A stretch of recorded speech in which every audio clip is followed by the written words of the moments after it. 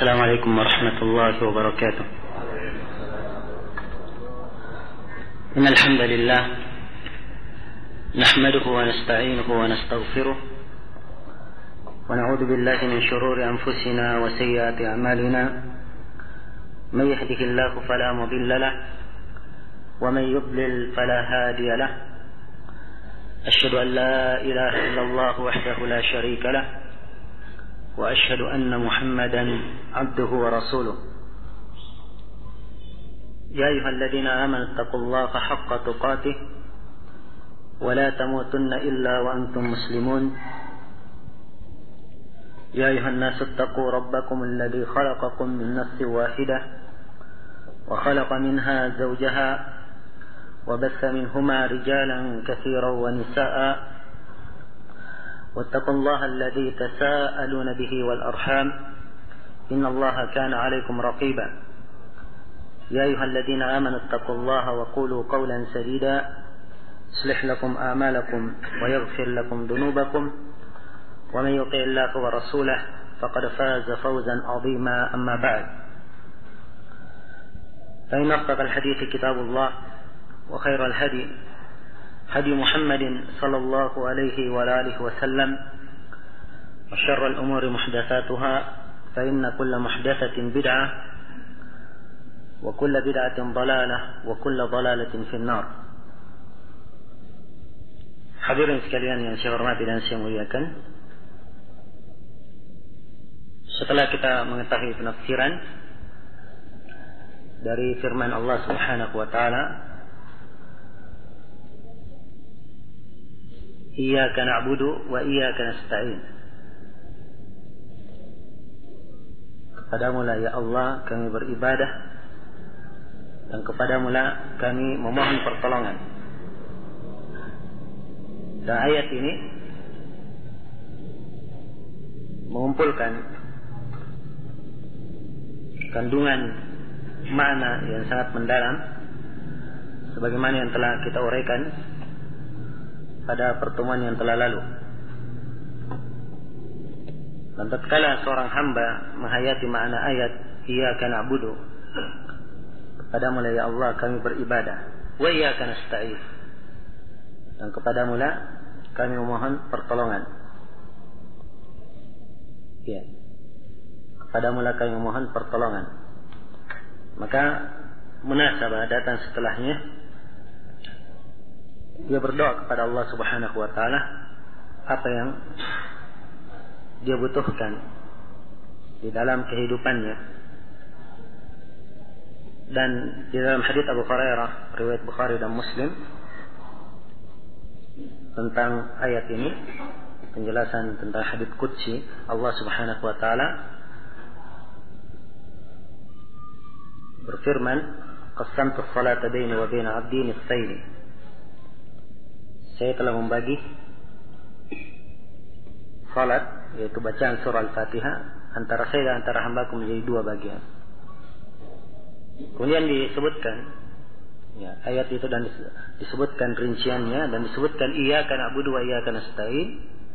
Kalau hamba membaca Iyyaka na'budu wa iyyaka nasta'in, maka Allah berfirman, "Hada baini wa baina 'abdi." Ya. Wa li 'abdi ma sa'al. Ini antara saya dan antara hambaku. Dan bagi hambaku apa yang dia minta. Kemudian 3 ayat berikutnya, Ihdinas siratal mustaqim. Ayat yang pertama, atau kalau dari Al-Fatihah secara keseluruhan ayat yang keempat, ayat yang ke-5. Siratal ladzina an'amta 'alaihim. Ayat yang ke-6. Ghairil maghdubi 'alaihim waladdallin. Yang ke-7. Semuanya adalah doa kepada Allah Subhanahu wa taala. Ya. Dan penyebutan doa ini dalam surah Al-Fatihah, dan kita diwajibkan membaca surah Al-Fatihah pada setiap rakaat salat 17 kali dalam sehari, kewajibannya. Dan juga disunnahkan pada salat-salat sunnah juga surah Al-Fatihah dibaca. Ini menunjukkan bahwa kandungan dari surah ini sangatlah mendalam. Dan juga makna permintaan hidayah Ya. Di dalam surah ini bagi seorang hamba, untuk kebaikan seorang hamba adalah suatu hal yang sangat penting dan teramat penting. Iya. Karena itu sepatutnya kita mencermati makna ayat. Allah berfirman, "Ihdinas siratal mustaqim." Ihdina artinya berilah hidayah kepada kami. Nah, dengan lafaz perintah. Dengan lafaz perintah. Kata ulama ahli bahasa, kalau ada lafaz perintah dari orang yang lebih tinggi kedudukannya kepada orang yang di bawahnya, maka itu perintah, bermakna perintah. Kalau dari orang yang rendah kedudukannya kepada orang yang di atasnya, maka itu bermakna doa. Dan kalau seimbang, maka itu namanya iltimas. Iya. Mencari atau menghendaki. Dan di sini tentunya dimaklumi bahwa ihdina, permohonan hidayah, doa kepada Allah Subhanahu wa taala. Ihdina, berilah hidayah kepada kami. Ihdina, berilah hidayah kepada kami. As-siratal mustaqim. As-sirat, jalan yang mustaqim, yang lurus. Siratal ladzina an'amta 'alaihim, yaitu jalan orang-orang yang kau beri nikmat terhadap mereka. Ghairil maghdubi 'alaihim waladdallin. Bukan jalan orang-orang yang dimurkai, dan bukan pula jalan orang-orang yang disesatkan. Iya. Cermati kandungan dari ayat ihdina. Ya Allah, berikanlah hidayah kepada kami. Apa itu hidayah? Hidayah terbagi menjadi 4. Ya, atau hidayah ada 4 bagian. Ada namanya hidayah ammah, hidayah umum, ya, yang seluruh dari makhluk butuh kepada hidayah ini. Nah, inilah hidayah yang dengannya lah manusia ini bisa hidup. Mereka mendapatkan hidayah, dengannya lah mereka bisa hidup, dan dengannya lah mereka menjalankan berbagai aktivitasnya. Nah, sabbih isma rabbikal a'la alladhi khalaqa fasawwa walladhi qaddara fahada. Sucikanlah Rabbmu, sucikanlah nama Rabbmu yang maha tinggi, yang mencipta lalu menyeimbangkannya, yang menakdirkan lalu memberi hidayah. Yaitu setiap makhluk diberi hidayah. Nah, ya. Kemudian hidayah yang kedua adalah hidayah ad-dalal wal irsyad. Hidayah petunjuk dan penjelasan, pengarahan. Dan hidayah yang seperti ini tidak mengharuskan seorang mendapatkan kesempurnaan hidayah atau mendapatkan hidayah. Ya. Sebab dia berbentuk petunjuk dan ajakan untuk menuju kepada jalan yang lurus. Adapun dia mendapatkan hidayah tersebut itu di tangan Allah Subhanahu wa taala. Iya. Hidayah yang bermakna ad-dalalah wal irsyad. Dan inilah yang Allah Subhanahu wa taala firmankan di dalam firman-Nya, wa hadainahun najdain. Dan kami berikan kepadanya hidayah dua najdain. Kami tunjukkan jalan yang lurus dan jalan yang salah. Ya. Dan tugas para nabi adalah memberikan hidayah kepada manusia, yaitu menunjukkan kepada mereka jalan yang lurus, jalan yang menyambungkan mereka kepada Allah Subhanahu wa taala. Ya. Karena itu Allah Subhanahu wa taala berfirman kepada Rasulnya, "Wa innaka latahdi ila siratin mustaqim." Dan sungguh engkau wahai Nabi Muhammad memberi hidayah ke jalan yang lurus, yaitu kamu menunjukkan manusia ke jalan yang lurus. Ini hidayah jenis kedua. Hidayah jenis ketiga adalah hidayah at-taufiq wal ilham. Hidayah taufiq dan ilham. Hidayah mengharuskan seorang itu berada di atas petunjuk dan mendapatkan kebahagiaan. Hidayah mengharuskan seorang dia beriman. Apabila Allah memberikannya hidayah taufik dan ilham, maka dia beriman dengannya. Allah berfirman, "Wallahu yad'u ila daris salam wa yahdi man yasha'u ila siratin mustaqim." Allah menyuruh kepada darus salam, kepada negeri keselamatan, yaitu kepada surga, dan memberi hidayah kepadanya bagi siapa yang Allah kehendaki. Itu diberi hidayah dengan mendapatkan taufik, mendapatkan ilham, dia menerima keimanan, Allah memberikan kepada siapa yang Allah kehendaki. Dan hidayah jenis yang seperti ini hanya milik Allah Subhanahu wa taala. Hanya milik Allah Subhanahu wa taala.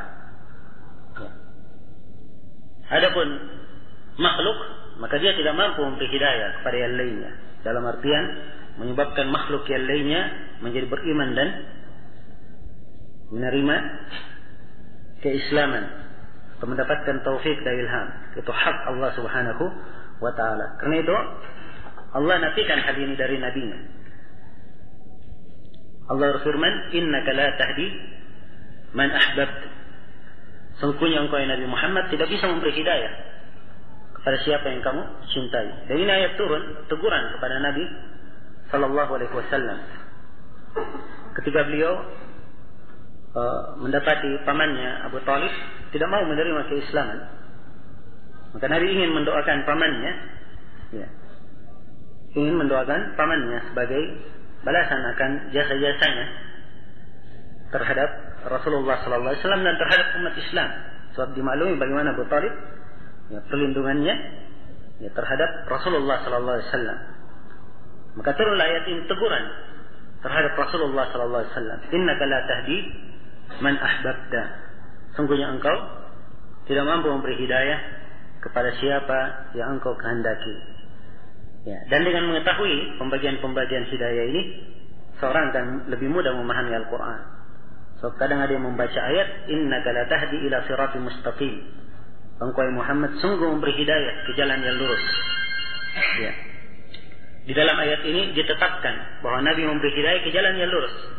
Sedangkan di ayat yang saya sebutkan tadi dinafikan, engkau Nabi Muhammad tidak bisa memberi hidayah kepada siapa yang kamu kehendaki.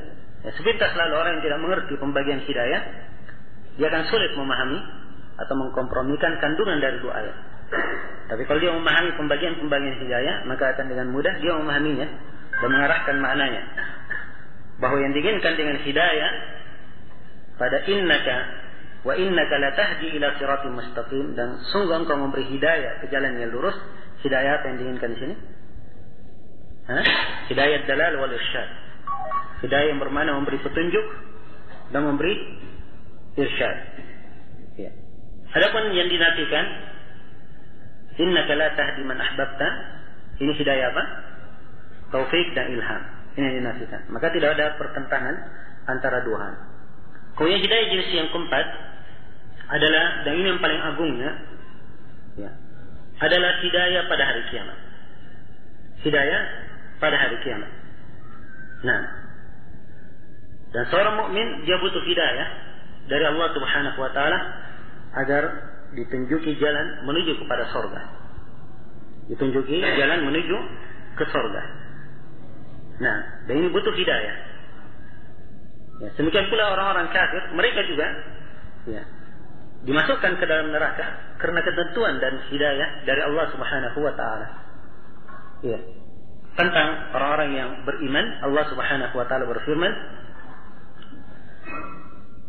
Di dalam Al-Quran, innal ladzina amanu wa amilus shalihat yahdihimullahu biimanihim tajri min tahtihimul anhar fi jannatin na'im. Sungguhnya orang-orang yang beriman dan beramal salih, Allah memberi hidayah kepada mereka karena keimanan mereka. Mereka diberi hidayah masuk ke dalam surga-surga, mengalir di bawahnya sungai-sungai. Ya. Mereka diberi hidayah masuk ke dalam surga, mengalir di bawahnya sungai-sungai. Surga yang penuh dengan kenikmatan. Ya, dan orang-orang kafir dikatakan wahsyurul ladzina zalamu. Ya. Kumpulkanlah orang-orang yang zalim. Kemudian disebutkan ayat, ya. Kemudian Allah berfirman, fahduhum ila siratil jahim. Kemudian berilah mereka hidayah, arahkan mereka menuju kepada jalan neraka jahanam. Iya. Maka ini 4 jenis hidayah. Ini 4 jenis hidayah, semuanya dibutuhkan oleh hamba. Hidayah yang pertama, hidayah yang bermakna ammah, hidayah umum, hidayah dalal wal irsyad, hidayah taufik wal ilham, dan hidayah pada hari kiamat. Semuanya dibutuhkan oleh seorang hamba. Iya. Dan seorang manusia tidak mungkin dia bisa hidup di dalam kehidupannya tanpa ada hidayah dari Allah. Iya. Tidak mungkin dia bisa dalam ketenangan, dalam ketentraman, di dalam pekerjaannya dia mendapatkan taufik, apa yang dia inginkan, seluruh usahanya menjadi mulus dan lancar. Tidak mungkin hal itu terjadi tanpa hidayah dari Allah Subhanahu wa ta'ala. Jadi semuanya masuk dalam rangkaian 4 jenis hidayah. Karena itu tatkala seorang hamba membaca ihdinas siratal mustaqim, ihdina, ya Allah berilah hidayah kepada kami, maka dia gambarkan 4 jenis hidayah ini dan betapa pentingnya hal tersebut. Ya. Dia butuh hidayah umum sebagai letak, ya, dirinya seorang makhluk yang butuh kepada rahmat Allah. Dia butuh untuk senantiasa ada yang menunjukinya kepada jalan yang lurus. Ya. Kemudian butuh hidayah taufik wal ilham agar supaya hatinya senantiasa tersirami dengan keimanan dan ketakwaan. Dan pada hari kiamat dia butuh hidayah agar supaya dikokohkan di atas jalan yang lurus dan diarahkan kepada surga. Diarahkan kepada surga. Nah, ini dari bentuk-bentuk hidayah. Dan perlu diketahui hidayah itu seorang bisa mendapatkannya dengan beberapa sebab. Ya. Ada beberapa sebab yang dengannya seorang akan senantiasa mendapatkan hidayah. Sebab yang pertama adalah dengan memurnikan ibadah hanya kepada Allah Subhanahu wa ta'ala, merealisasikan tauhid di dalam kehidupannya, mentahqiq kandungan tauhid maknanya di dalam perilaku dan kehidupannya. Iya. Ini adalah sebab yang paling agung. Dan kesempurnaan hidayah yang dia dapatkan tergantung kesempurnaan pemurnian ibadahnya kepada Allah Subhanahu wa ta'ala. Allah berfirman, alladzina amanu wa lam yalbisu imanahum bidzulmin ulaika lahumul amn wa ulaika lahumul amnu wa hum muhtadun. Ya. Orang-orang yang beriman dan tidak mencampur keimanannya dengan kezaliman, yaitu kesyirikan. Jadi dia beriman dan tidak menodai keimanannya dengan bentuk kesyirikan, merupakan kezaliman yang paling besar. Maka Allah menjaminnya, mereka akan mendapatkan keamanan. Dan mereka ini yang mendapatkan hidayah. Ya. Dan hidayah di sini di dunia dan di akhirat, sebagaimana keamanan di dunia dan di akhirat. Dan kesempurnaan keamanan hidayah yang dia dapatkan tergantung pemurnian ibadahnya, kesempurnaan pemurnian ibadahnya kepada Allah Subhanahu wa ta'ala. Sebab yang kedua dari sebab hidayah adalah melaksanakan apa yang Allah perintah dan meninggalkan apa yang Allah larang. Iya. Allah menyatakan di dalam Al-Quran, walau annahum fa'alu ma yu'aduna bihi lakana khairan lahum wa ashadda tathbita wa idan lahadainahum ila sirati wa idan lahadainahum siratan mustaqima. Ya. Nah, baik, saya ulangi ayatnya, walau annahum fa'alu ma yu'aduna bihi lakana khairan lahum wa ashadda tathbita wa idan la'atainahum min ladunna ajran 'azima wa lahadainahum siratan mustaqima. Ya. Andai kata mereka mengerjakan apa yang Allah perintah kepadanya. Andai kata mereka kerjakan, maka Allah sebutkan kebaikannya. Ya. Lakana khairan lahum, maka sungguh itu yang lebih baik bagi mereka. Wa ashadda tathbita. Ya. Dan pengokoh yang paling utama bagi mereka.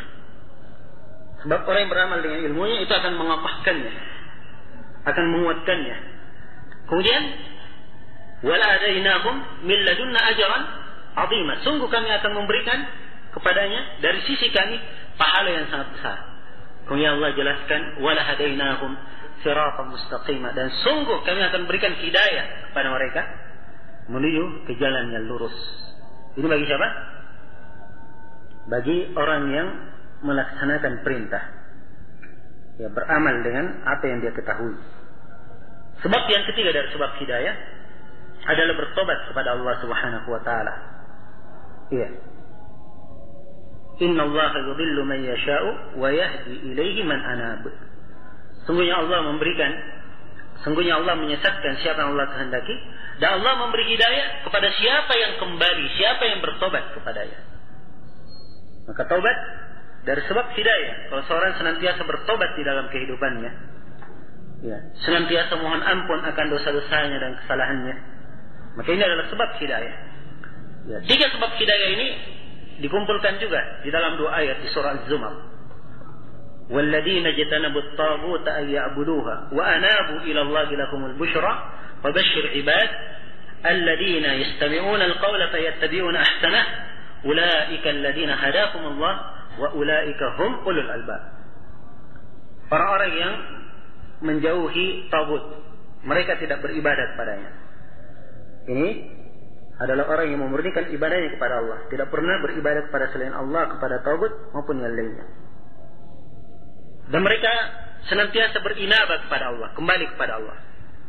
Lahumul busyra, bagi mereka kabar gembira. Fabashshir ibadi, maka Allah perintah kepada nabinya, beri kabar gembira kepada hamba-hambaku yang seperti itu. Kemudian sifat yang ketiga, alladzina yastami'una al-qawla fayattabi'una ahsana. Orang yang mendengarkan ucapan lalu melakukan yang terbaiknya. Ini ibarat yang kedua tadi yang kita sebutkan, beramal dengan apa yang diperintah. Jadi ini 3 sebab sudah.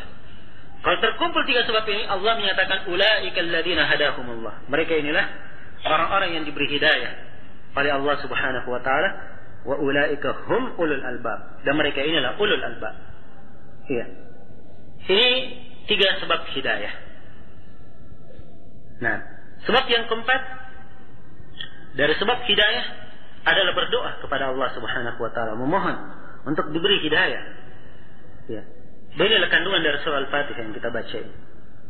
Dan Nabi sallallahu alaihi wasallam mengajarkan kepada para sahabatnya berbagai doa permohonan hidayah. Ya. Nabi mengajarkan dalam hadits Ibnu Mas'ud, ya, untuk senantiasa bermohon, Allahumma inni as'aluka al-huda wat-tuqa wal-afafa wal-ghina.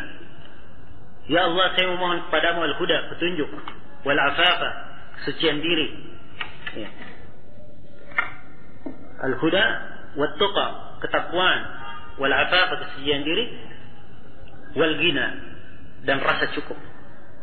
Dan kepada Ali bin Abi Thalib, Nabi mengajarkan, Allahumma hdini hidayakat tariq wa saddidni sadadas sahm. Ya Allah, berilah kepadaku petunjuk, hidayah jalan yang lurus. Ya. Nah, dan luruskanlah saya sebagaimana lurusnya anak panah.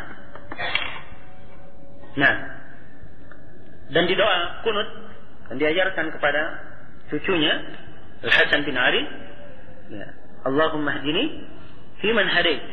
Ya Allah, berilah hidayah kepadaku sehingga saya tergolong dari orang-orang yang mendapat hidayah. Nah, juga dalam Musnad Imam Ahmad, Nabi mengajarkan doa, Allahumma zayyinna bizinatil iman waj'alna hudatan muhtadin. Ya Allah, hiasilah kami dengan hiasan keimanan dan jadikanlah kami sebagai hamba-hamba yang memberikan hidayah dan senantiasa mendapatkan hidayah. Ya. Memberi hidayah apa? Hah? Doanya, ya Allah, berikanlah jadikanlah kami orang-orang yang senantiasa memberi hidayah. Apa maksudnya memberi hidayah? Hidayah apa yang diinginkan? Hidayah dalal wal irsyad, yaitu menunjuki jalan. Ya. Dan orang yang menunjuki kepada jalan yang lurus, itu adalah nikmat yang sangat besar, pahala yang sangat besar. Dalam Al-Quran dikatakan, wa man ahsanu qawlan mimman da'a ila Allah wa amila salihan. Siapa yang lebih baik ucapannya dari orang yang berdakwah di jalan Allah dan beramal salih. Ya. Kemudian dari sebab hidayah adalah berpegang teguh terhadap Al-Quran dan Sunnah. Itu dari sebab hidayah. Ya. Allah Subhanahu wa ta'ala berfirman, alladzina amanu billahi wa'tasamu bih walladzina amanu billahi, ayat di surah Nisa, alladzina amanu billahi wa'tasamu bih sayadkhuluhum fi rahmatin minhu wa fadl wa yahdihim ilaihi siratan mustaqima. Orang-orang yang beriman kepada Allah dan i'tisam terhadap syariat Allah. Allah menyatakan Allah akan memasukkan mereka di dalam rahmatnya dan akan diberikan keutamaan. Dan mereka akan diberi hidayah ke jalan yang lurus. Ini bagi siapa yang i'tisam, komitmen di atas jalan Allah Subhanahu wa ta'ala. Ya, dan ada sebab-sebab yang lainnya yang disebutkan oleh para ulama, cuma waktu membatasi kita. Saya hanya ingin mengisyaratkan ya, arti dan pentingnya makna ihdinas siratal mustaqim, ya, permintaan seorang hamba untuk diberi hidayah oleh Allah Subhanahu wa ta'ala. Ya. Hidayah ini adalah suatu hal yang sangat dia butuhkan, suatu hal yang sangat dia butuhkan di dalam kehidupannya.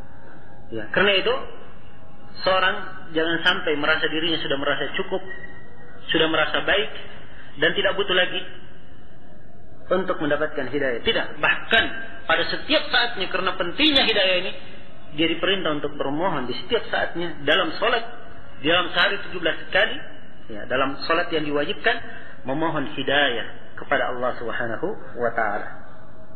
Ya. Ihdina siratal mustaqim.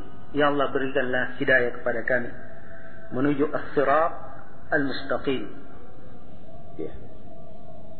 As-sirat adalah jalan. Ya, dia adalah jalan yang luas. Jalan yang luas. Itu as-sirat. Nah, dan luasnya jalan ini bukan artinya panjang, tapi dia adalah jalan yang ringkas yang menyambung kepada Allah Subhanahu wa ta'ala. Itu makna as-sirat dari sisi bahasa. Ya. Jadi jalannya luas. Al-mustaqim adalah jalan yang lurus, tidak ada bengkoknya. Tidak ada bengkoknya. Ya. Rata. Ya. Rata dan seimbang. Tidak sebagiannya naik dan sebagiannya turun, tidak. Tapi dia adalah jalan mustaqim, sangat lurus. Ya. Para ulama ahli tafsir dalam mengartikan as-sirat al-mustaqim, ada yang mengatakan as-sirat al-mustaqim adalah al-Islam, adalah Islam. Ada yang mengartikan Al-Quran as-sirat al-mustaqim. Ada yang mengartikan sirat al-mustaqim adalah as-sunnah. Dan ada yang mengartikan sirat al-mustaqim adalah ittiba kepada Nabi sallallahu alaihi wasallam. Dan seluruh pendapat-pendapat ini tidak bertentangan. Ya, tidak bertentangan, bahkan saling melengkapi makna dan kandungan as-sirat al-mustaqim itu. Ya. Demikian yang diisyaratkan oleh Ibnu Jarir, Ibnu Katsir dan Syekhul Islam, sebelumnya Syekhul Islam Ibnu Taimiyah rahimahullahu taala. Maksud saya sebelum Ibnu Katsir, Syekhul Islam Ibnu Taimiyah. Nah, juga mengisyaratkan hal yang sama. Ya. Maka ini makna as-sirat. Ya.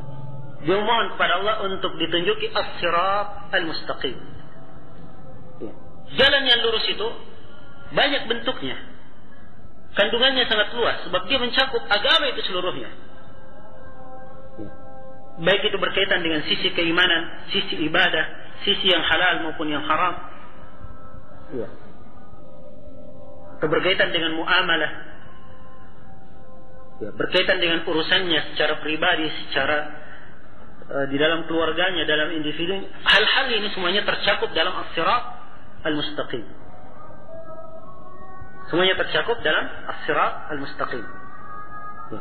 Karena itulah tatkala seorang hamba membaca ayat ini, ihdinas siratal mustaqim, ya Allah berikanlah hidayah kepada kami kepada as-sirat al-mustaqim, kepada jalan yang lurus. Maka di sini seakan-akan dia senantiasa bermohon kepada Allah untuk diberikan hidayah dan diluruskan untuk bisa mengamalkan seluruh dari agama itu. Jelas ya? Dan ini mungkin makna apa yang saya uraikan mungkin akan lebih jelas ketika kita kaitkan dari sisi bahasa. Mana ihdina perintah. Perintah itu dalam bahasa Arab kadang bermakna untuk senantiasa melakukan pekerjaan, continue di atas melakukan pekerjaan. Dan perintah kadang bermakna meminta sesuatu yang baru untuknya. Ya. Sekarang ucapan seorang hamba di sini, ihdinas siratal mustaqim, ya Allah tunjukilah kami jalan yang lurus. Ini apa?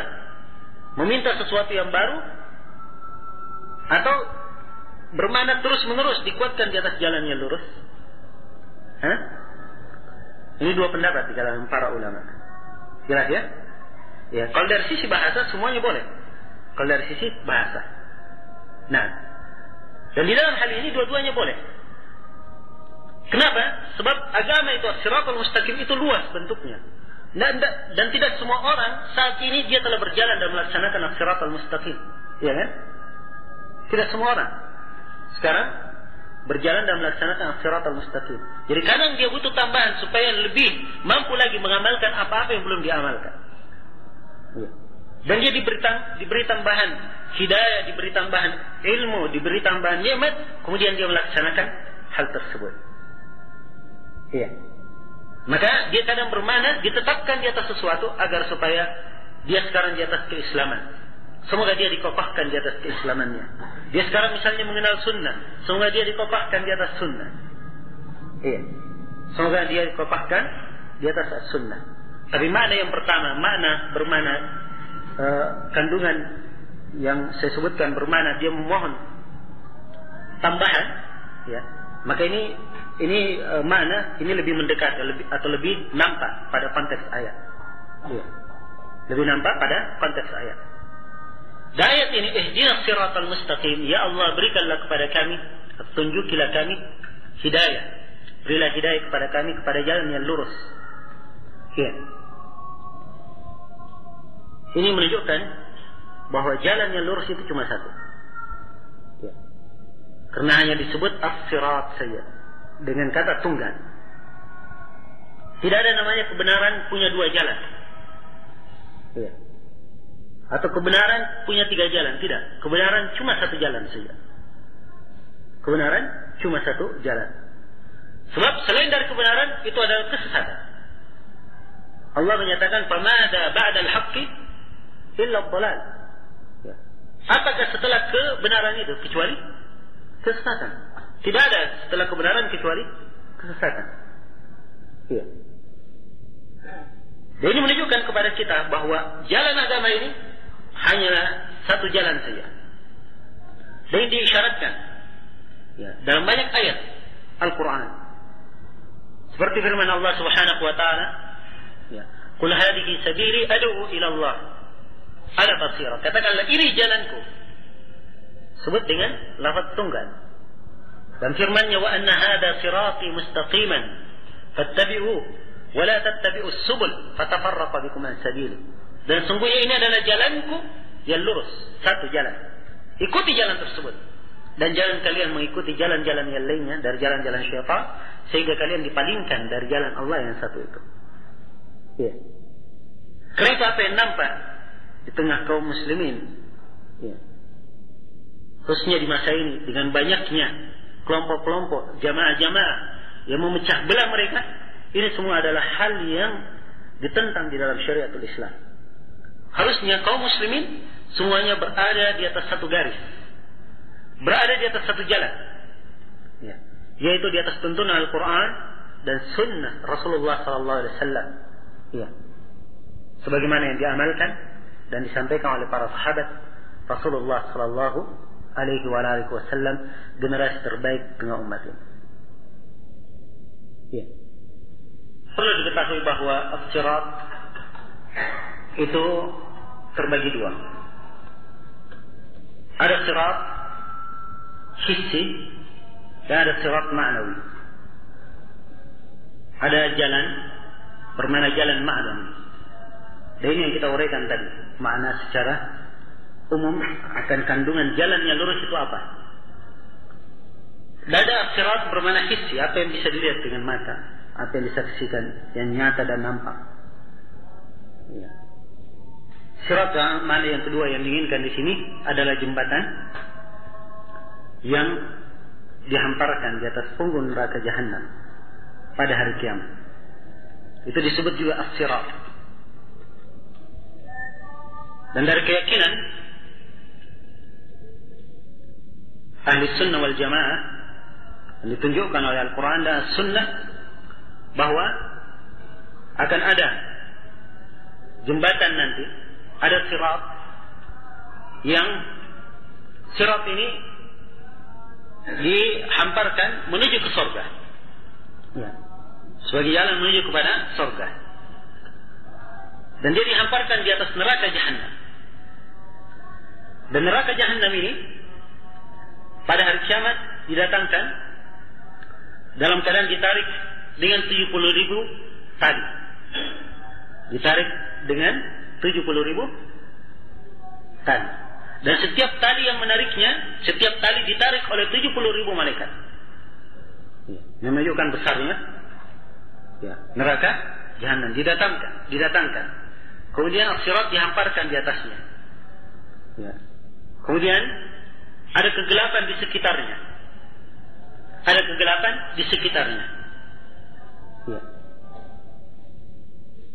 As-sirat ini disebutkan dalam sejumlah hadis tentang sifatnya. Di antara sifat as-sirat ini, dia lebih halus dari rambut, lebih tajam dari pedang. Sepanjang as-sirat ada kalalib yang menyambar-nyambar, sejenis jangkar atau sejenis duri, yang menyambar-nyambar di tengah as-sirat. Dan doa para nabi waktu itu, Allahumma sallim sallim, ya Allah selamatkanlah. Maka seorang yang membaca ayat ini, ihdinas siratal mustaqim, ketika dihadirkan makna sirat pada hari kiamat, maka dia juga akan mengetahui betapa pentingnya arti dari permohonan hidayah ini. Sirat yang sedemikian rupa kengeriannya, siapa yang bisa menyelamatkannya kalau bukan hidayah dari Allah Subhanahu wa ta'ala. Dan tidak ada yang bisa melaluinya melalui as-sirat tersebut kecuali siapa yang Allah beri hidayah untuknya. Dan hidayah ini sebabnya adalah amalan yang dia lakukan di dunia. Karena itu seorang melalui as-sirat tersebut, manusia melaluinya sesuai dengan kadar amalannya. Ada yang melaluinya seperti kilat, ada yang seperti angin kencang, ada yang seperti orang yang menunggangi kuda, ada yang seperti berlari kencang, ada yang berjalan, ada yang merangkak.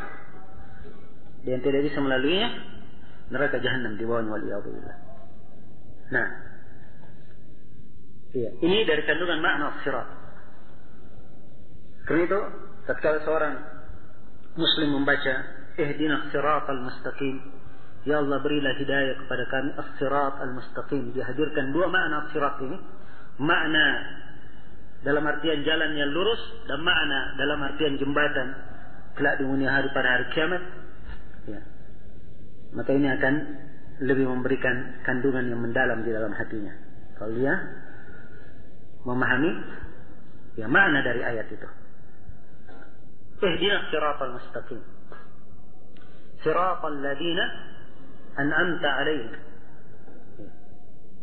sirat alladzina an'amta 'alaihim, jalan orang-orang yang engkau beri nikmat kepada mereka.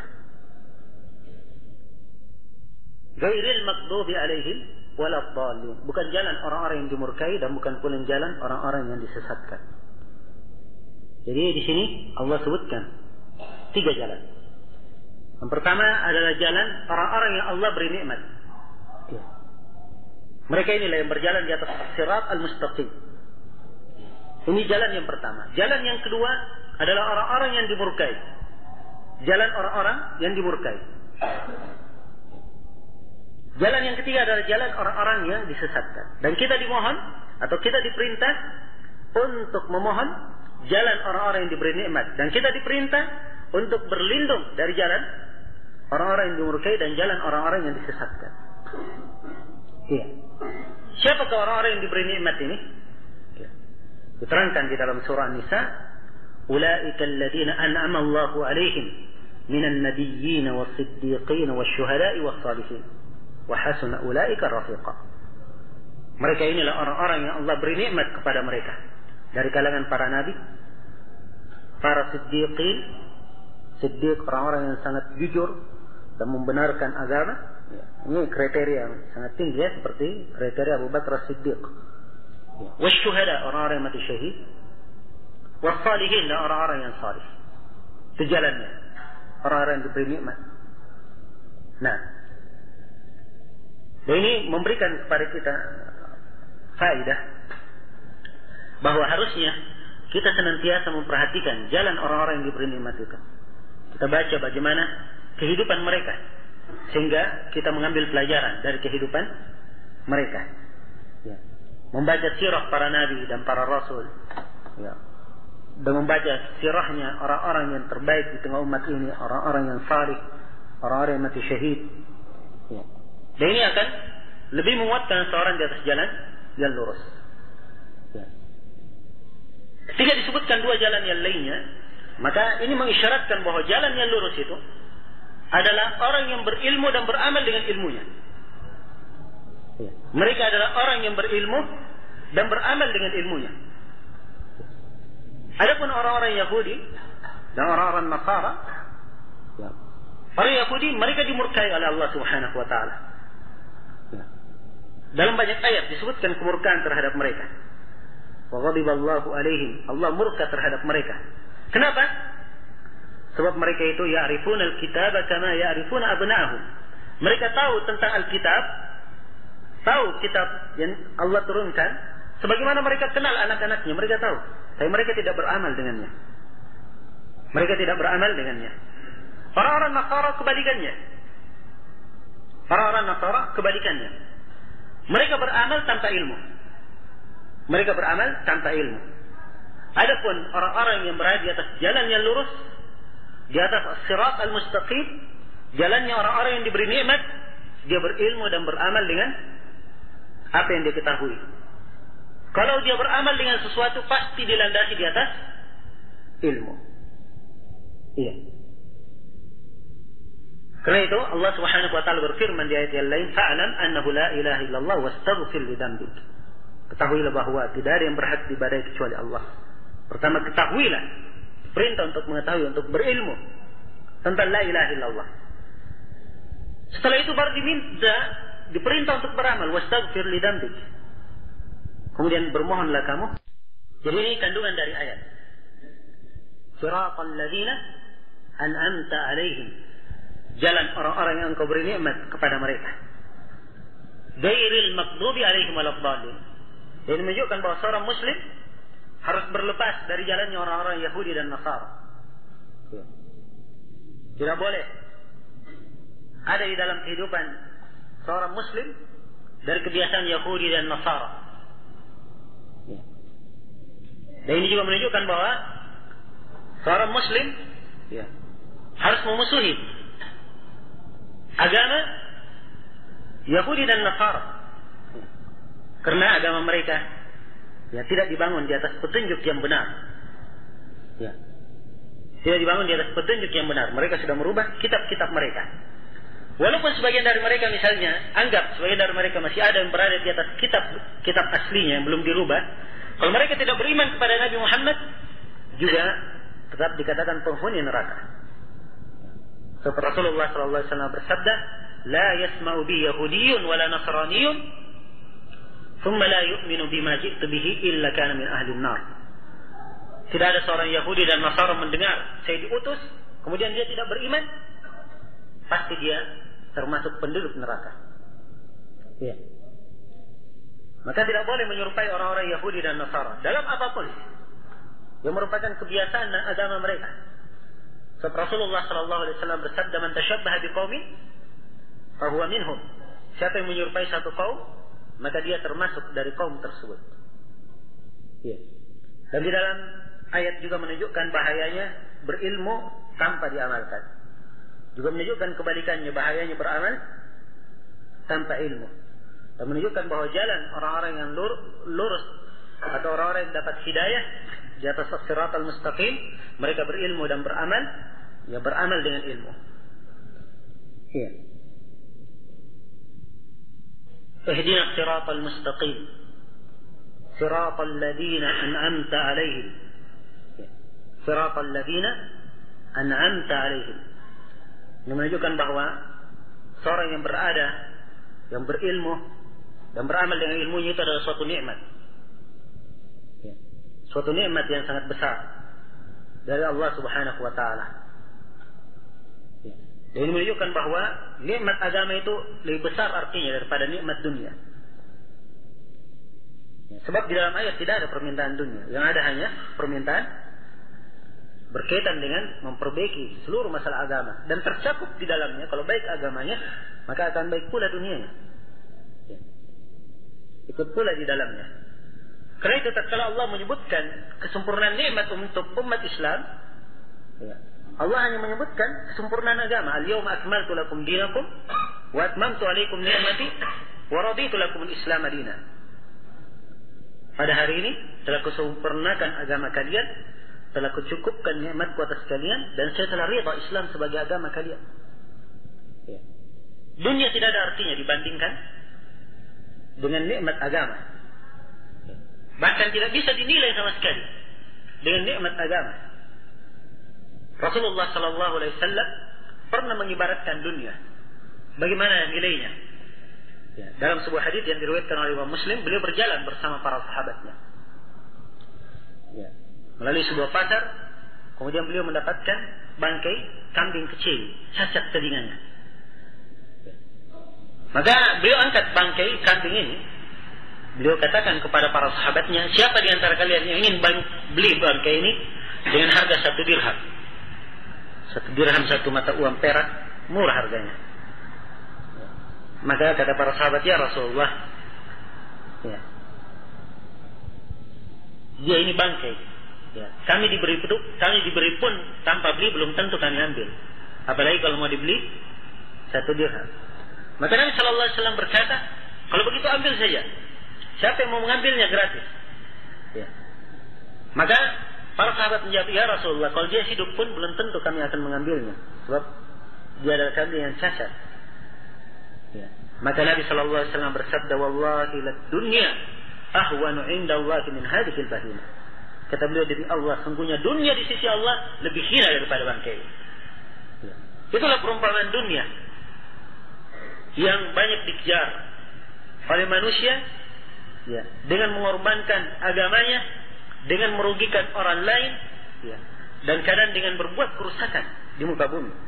Itulah dunia. Perumpamaan dunia yang hina, yang sebagian orang di masa ini rela untuk menjual kehormatannya, untuk menjual kemuliaannya, ya, karena sanggup dunia yang nilainya seperti itu. Nah, dan ini menunjukkan akan besarnya nikmat agama ini. Besarnya nikmat agama, tuntunannya. Bayangkan, ya, Rasulullah SAW bersabda tentang 2 rakaat sebelum subuh bagi siapa yang melakukannya. Dalam hadits Aisyah, riwayat Muslim, Nabi menyatakan, raka'ata al-fajr khairun minad dunya wa ma fiha.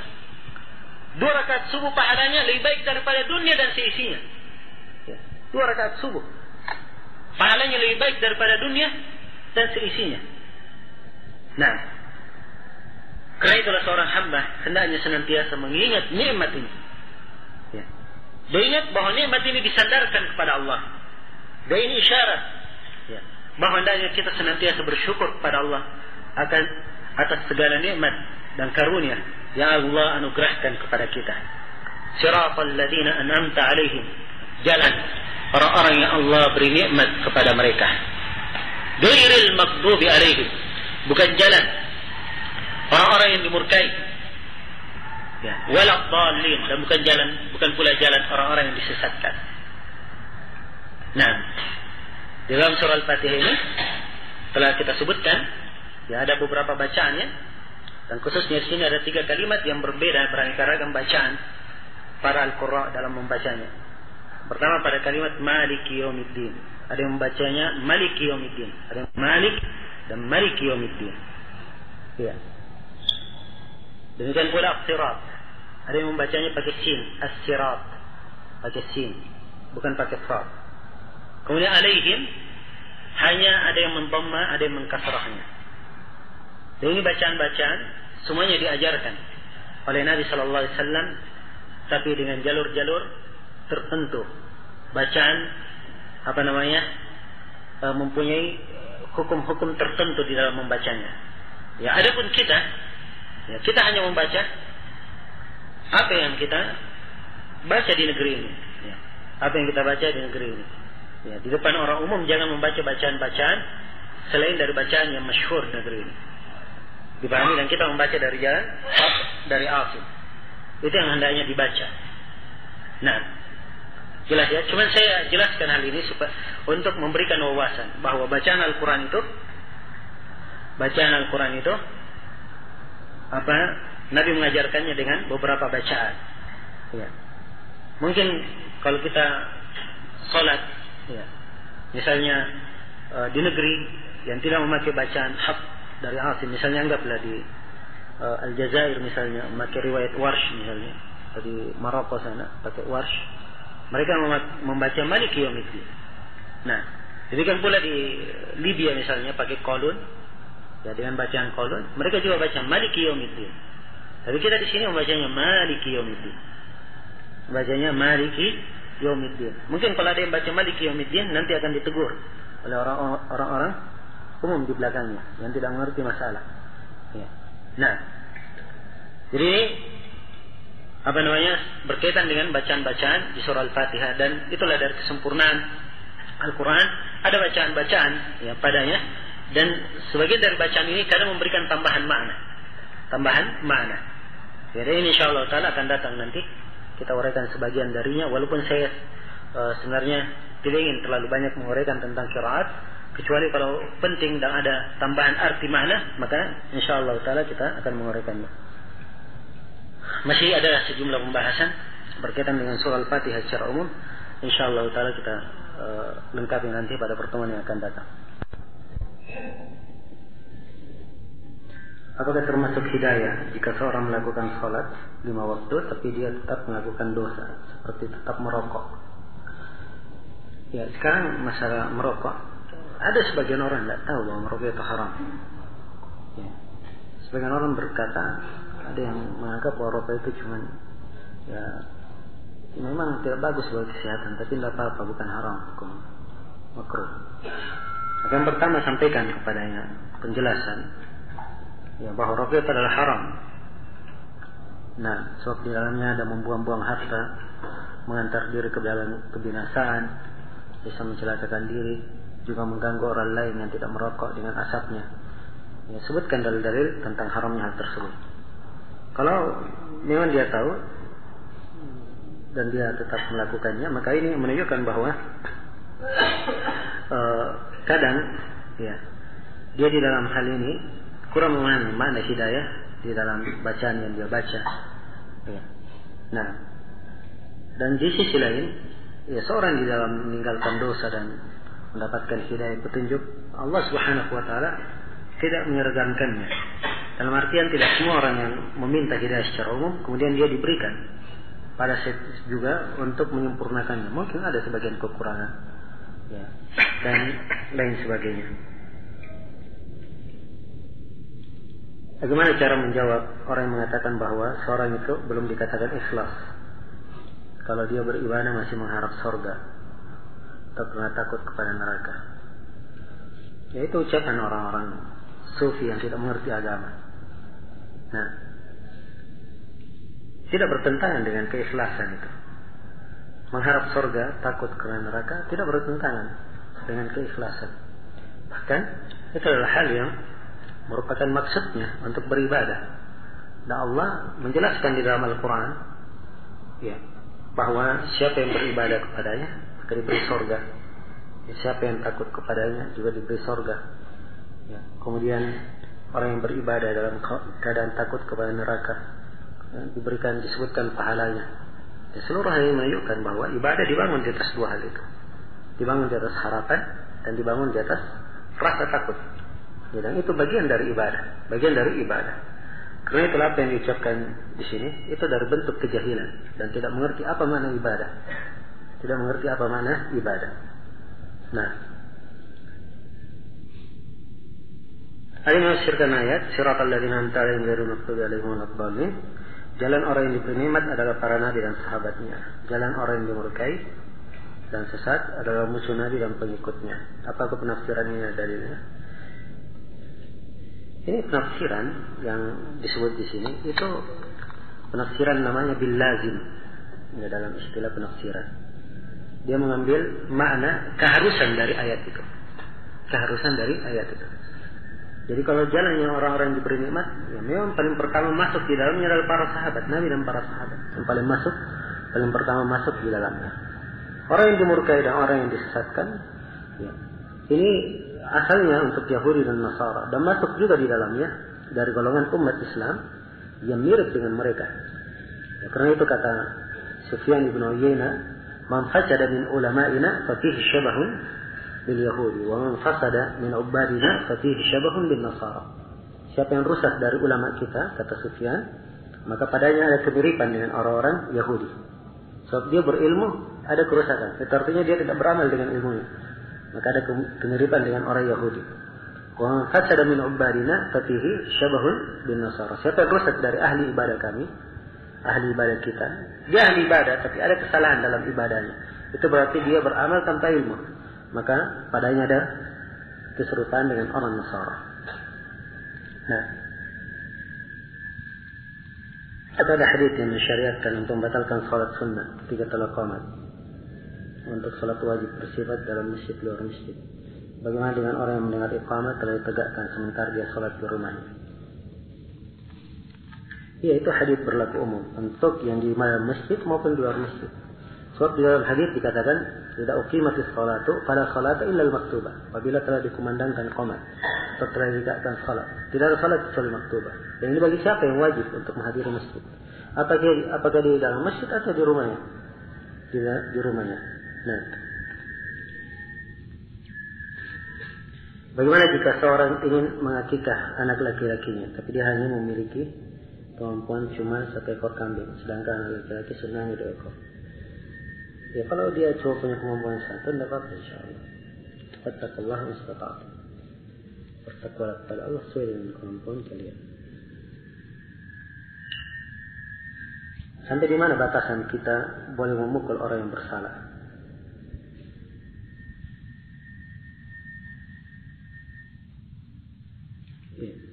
Memukul orang yang bersalah itu bukan wewenang setiap orang.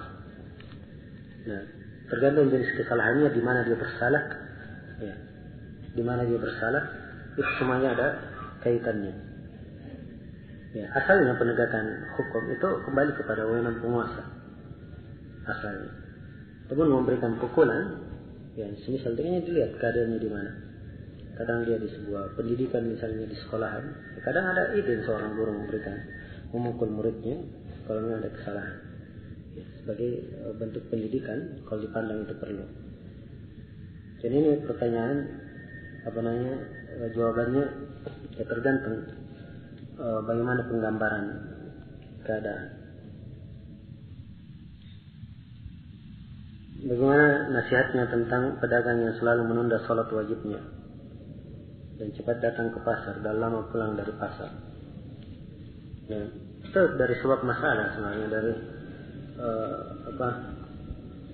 hal yang dimaklumi bahwa sholat wajib itu adalah kewajiban dalam agama, kewajiban seorang muslim.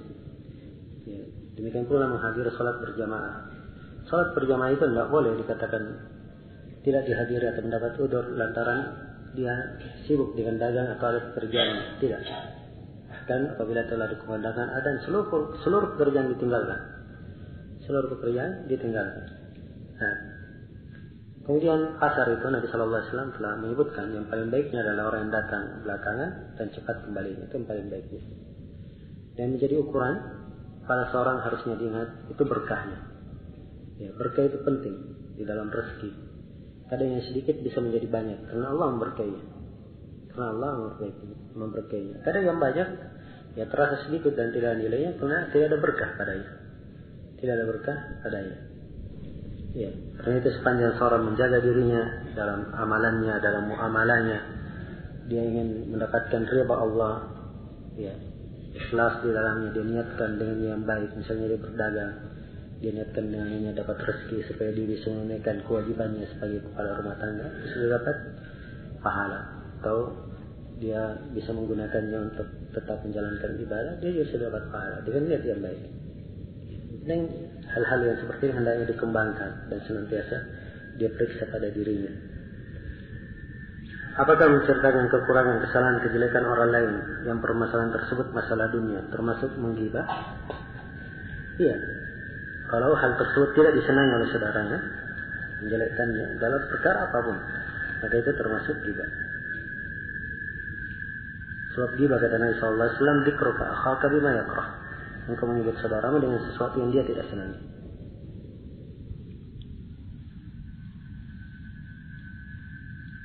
Ya, tentang masalah orang yang berghibah dosanya, ya dimaklum ya tentang bahayanya. Nah, kita tidak ada waktu yang banyak di dalam menguraikannya sekarang. Bagaimana hukum foto disimpan di dalam hati? Kalau dia gambar bernyawa disimpan, tidak ada manfaatnya bagi dia, dalam artian manfaat yang dibolehkan secara syar'i, maka yang seperti ini adalah hal yang diharamkan, tidak diperbolehkan. Demikian pula menyimpannya untuk kenang-kenangan itu tidak boleh, jadi tidak diperbolehkan. Bisa kita sholat lain dalam berjamaah di luar Ramadan? Jawabannya tidak boleh, itu hukumnya bid'ah. Sebab Nabi Sallallahu Alaihi Wasallam secara berjamaah kecuali di Ramadan saja. Kecuali kadang-kadang, kalau misalnya dia ingin mendidik anaknya, misalnya sholat bersama, kadang-kadang tidak apa-apa. Nabi pernah sholat bersama Ibnu Mas'ud, ya, bersama Ibnu Abbas, ya, dalam beberapa peristiwa. Yang itu menunjukkan kadang-kadang dilakukan untuk mengajari. Ada syah sholat seorang, terhitung satu rakaat. Orang yang sholat berjamaah hanya membaca Al-Fatihah sampai iyyaka na'budu wa iyyaka nasta'in. Jawabannya tidak syah, dia harus melanjutkan. Ya, kalau misalnya sampai iyyaka na'budu wa iyyaka nasta'in, imamnya sudah rukuk, dia baca cepat sampai selesai. Nah, dia baca sampai selesai. Kalau memang imamnya masih lama berdiri, dia berkirakan masih lama berdiri. Kaum muslimin di Indonesia dengan langsungkan acara pernikahan, mereka mengharuskan adanya pembacaan sigat ta'liq. Apa dalil tentang hal tersebut? Mau penjelasannya? Kalimat mengharuskan itu tidak ada dalil mengharuskan. Ya, sebab tidak disebut di dalam buku-buku fikih itu dari syarat nikah dan kewajibannya. Nah, nikah itu cukup dengan mahar 2 saksi, baca sigah, ya selesai. Yang paling ringkas bagaimana pernikahannya disebutkan dalam hadis Sa'ad bin Sa'ad As-Sa'idi tentang kisah perempuan yang datang kepada Nabi untuk menghibahkan dirinya. Ya, ketika Nabi menampakkan beliau tidak ingin menikahinya, maka ada seorang sahabat yang berkata, "Ya Rasulullah, kalau engkau tidak ingin menikahinya, maka nikahkan saya dengannya." Sebab Nabi sekarang menjadi walinya dan beliau adalah pimpinan kaum muslimin. Nah, dan perempuannya telah datang menghibahkan dirinya kepada beliau. Maka kata Nabi, "Kamu cari mahar." Kembalilah dia ke rumahnya cari mahar, tidak dapat apa-apa, tidak punya apa-apa. Kembali lagi, "Rasulullah, saya tidak punya apa-apa."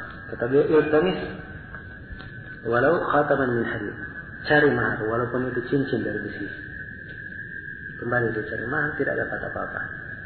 Dan katanya, "Rasul, saya hanya punya kain yang di tubuhku ini. Kalau sebelah 2, maka sebagian dari tubuh saya akan nampak auratnya." Maka kata Nabi Sallallahu Alaihi Wasallam setelah itu, ya, "Apa kamu punya hafalan Al-Quran?" Ya, dia sebutkan, "Saya hafal begini dan begini." Maka kata Nabi Sallallahu Alaihi Wasallam membaca akadnya. Beliau langsung membaca akadnya. saya nikahkan kamu dengan perempuan itu dengan mahar apa yang kamu hafal dari Al-Quran. Selesai. Ya, tidak ada pembacaan sifat ta'liq, tidak ada pembacaan syahadat, tidak ada pembacaan ini dan itu. Yang kadang hal-hal yang seperti ini kadang membuat anak muda ya berpikir kalau mau nikah. Ya. Dia mengatakan, saya kurang pede, saya mau nikah sekarang.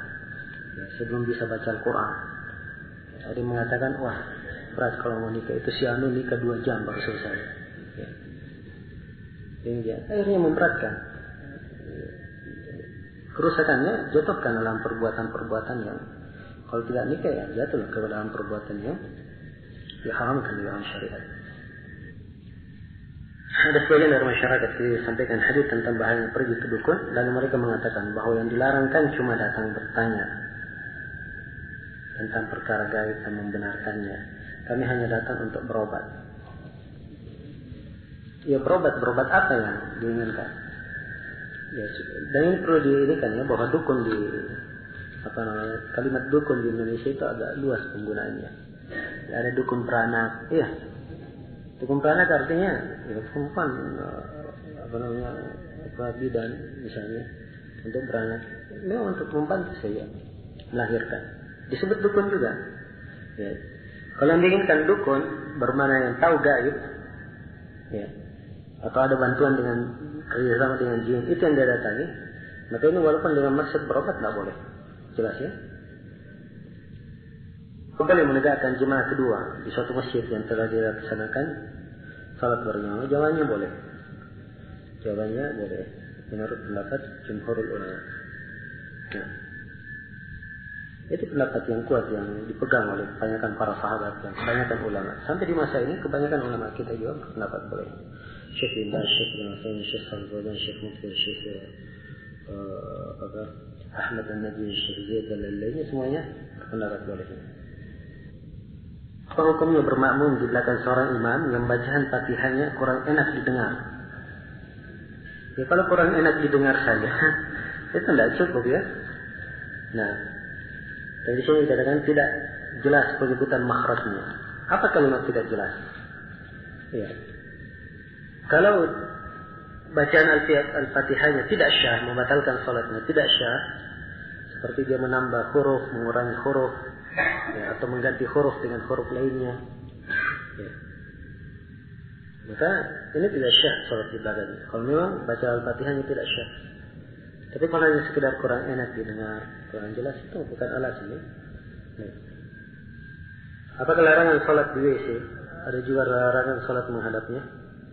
Ini sudah diterangkan ya di pembahasan Umdatul Ahkam bahwa yang dilarang salat di dalamnya ataupun di atasnya atau menghadap ke WC tidak ada larangan. Sepanjang tempat yang dia salat itu bersih. Apakah sutrah tirai kepada bagi orang yang salat harus ditempelkan, disentuh ketika sujud? Tidak harus ya. Tidak harus. Ya. Yang penting tirai itu membatasi antara dia dan orang berlalu-lalu. Namun semakin dekat dia dari tirainya itu lebih bagus. Jika kita yang sholat di rumah karena hujan misalnya, tetap diwajibkan berjamaah bersama istri dan anak, ya harusnya begitu, dia berjamaah bersama istri dan anaknya, ya agar supaya dia mendapatkan pahala berjamaah dan juga sekaligus ya mendidik dan membiasakan anak-anaknya dengan sholat. Apakah juga tetap adzan dan qomat? Iya benar, tetap adzan dan qomat. Juga bagi musafir di persinggahannya tetap adzan dan qomat, sunnahnya. Itu disunnahkan ya, bukan diwajibkan, disunnahkan. Makan makanan dari acara maulid tidak diperbolehkan. Ya. Sebab dia adalah makanan yang diletakkan dan disembelih bukan untuk Allah. Kisah Juraij yang masyhur tentang tidak menjawabnya Juraij terhadap panggilan ibunya. Bukan Juraij ya, Juraij pakai jim. Apa kisah ini bisa dijadikan hujjah untuk memutuskan salat sunnah ketika ada panggilan ibu? Jawabannya tidak. Bukan hujjah. Kisah Juraij memang ada di dalam riwayat Muslim. Tapi itu kisah umat-umat sebelum umat Islam. Ya, ada pun umat Islam ada aturannya sendiri. Ya. Apakah haram menjual barang yang rusak terus diperbaiki seperti semula, diperbaiki seperti semula lalu dijual di toko-toko seperti emas dan lainnya. Ya. Kalau barang tersebut diketahui bahwa rusak kemudian diperbaiki, diketahui itu bekas dan orang yang membeli tahu tidak ada unsur penipuan, ya, dia tidak mengira itu baru, maka tidak apa-apa. Ya. Tapi kalau ada unsur penipuan, ya, dikatakan misalnya bahwa itu baru atau seakan-akan digambarkan baru, maka itu tidak boleh. Jelas harus diterangkan. Apakah boleh kita menampakkan aurat ketika di hadapan dokter pada saat berkonsultasi kulit atau kelamin? Ya, kalau pengobatan